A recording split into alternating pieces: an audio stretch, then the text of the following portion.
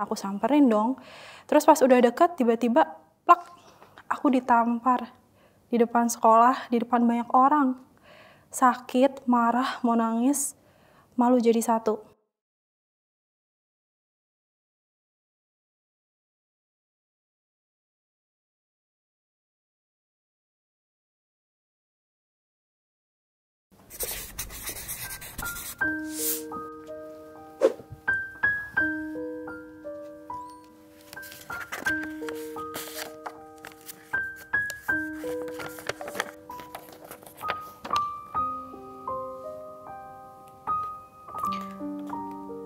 Aku sudah menjalin pertemanan cukup lama, 6 tahun dari SMP hingga SMA selalu duduk bersama.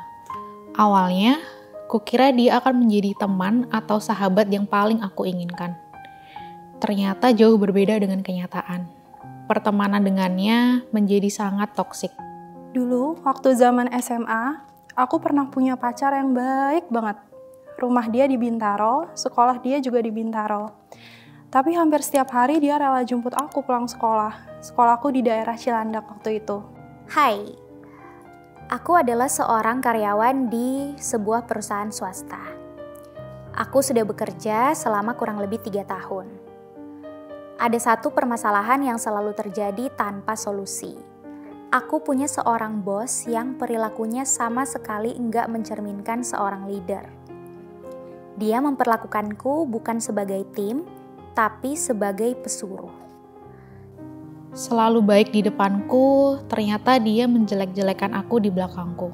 Bahkan, dia sampai memprovokasi teman sekelas untuk menjelekkan aku hanya karena iri. Baik hanya saat ada maunya. One time, I asked him, dia nanti mau jemput atau enggak. Dan dia bilang, enggak, karena lagi enggak enak badan. Ya udah aku minta jemput papaku. Gak lama habis itu, HP aku lowbat. Dan aku nggak charge karena mikirnya nggak kepake lagi juga. Terus pas lagi nunggu dijemput papa di pos satpam, tiba-tiba mantanku muncul di depan gerbang sekolah. Aku seneng banget dan aku samperin sambil nanya. Setiap hari selama 3 tahun selalu ada permintaan-permintaan ajaib dari dia.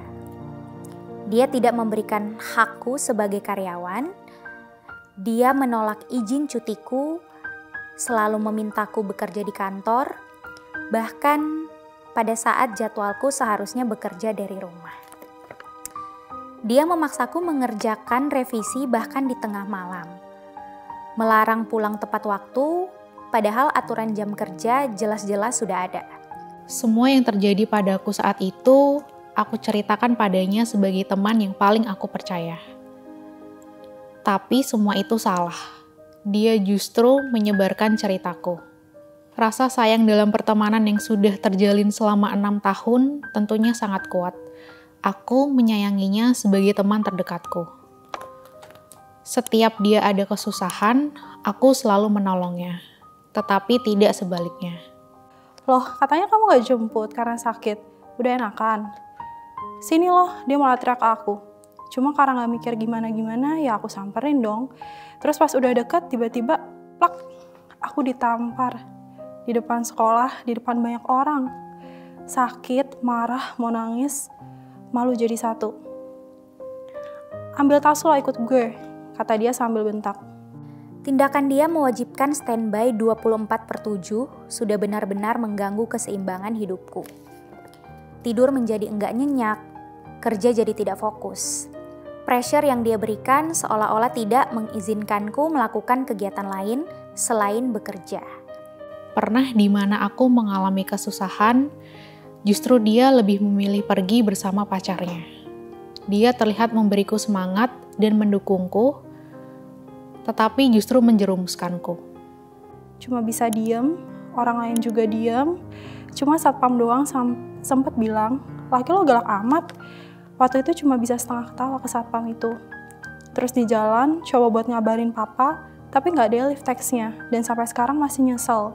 Karena ternyata papa tetap jemput aku. Dan aku milih ikut si cowok itu, bukan papaku.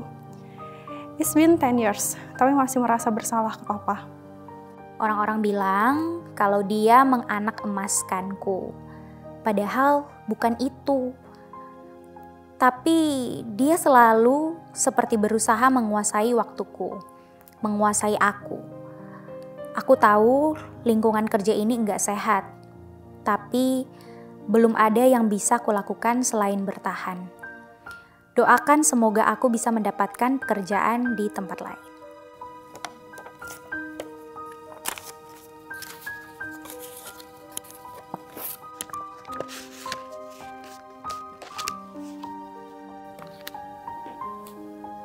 Untuk kamu, siapapun yang barusan nulis cerita tadi, saranku cuma satu sih.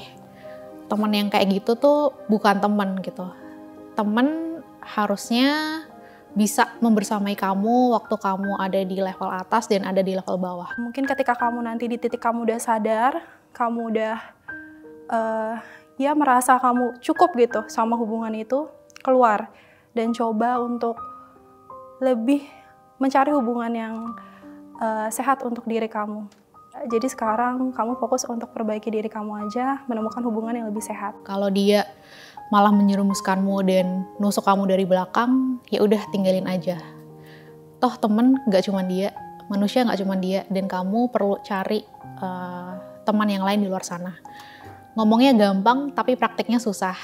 Tapi kalau kamu mau coba, kamu pasti bakal dapet penggantinya. Semangat!